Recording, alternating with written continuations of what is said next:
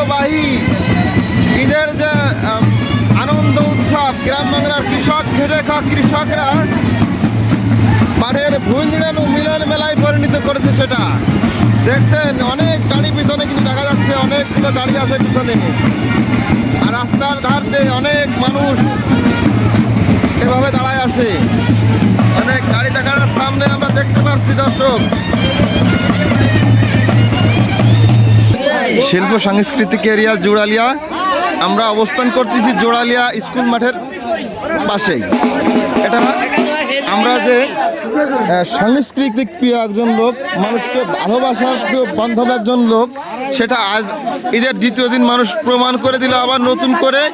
এখানে উবাইদুর রহমান দেখছেন, যার গলায় ফুলের মালা, ইনার ভদ্রলোকের ভুঁইতে মানুষ পাঠের ভুঁই নিলাতে যাবে। এখানে শত কৃষক আজকেরা জড়ো হয়েছে ব্যায়াম বাড়ি নিয়ে। মানুষের জন্য, মানুষের উপকার করার স্বার্থে এটা ৬টা ঘোড়ার গাড়ি রাখা হয়েছে, গরুর গাড়ি যেটা বলা হয়। মানুষ তার ভুঁইতে যাবে, হ্যাঁ, মানুষ খুব উৎসাহিতভাবে এসেছে এখানে সকালবেলা। মানুষের হাজার ব্যস্ততার ভিড়েও আজ চলে আসছে কৃষক বিন্দু কাজে চলে আসছে।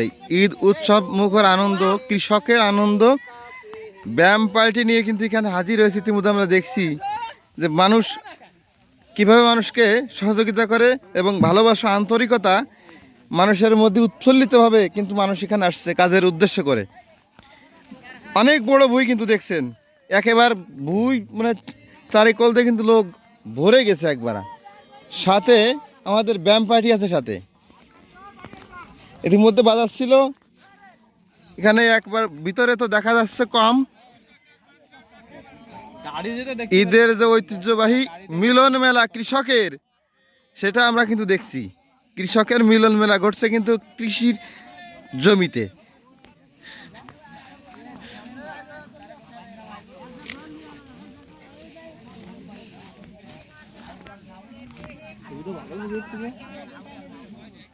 গ্রাম বাংলার ঐতিহ্য আসলে খেটে খাওয়া মানুষের সাথে না মিশলে বোঝা যাবে না যে আন্তরিকতা, ভালোবাসা কতটুকু আসলে বিরাজমান করে এখানে। ইতিমধ্যে জামাতের আমির, শাহবাজ ইউনিয়ন জামাতের আমির হাসান আলী কিন্তু এই বুইতে আছে।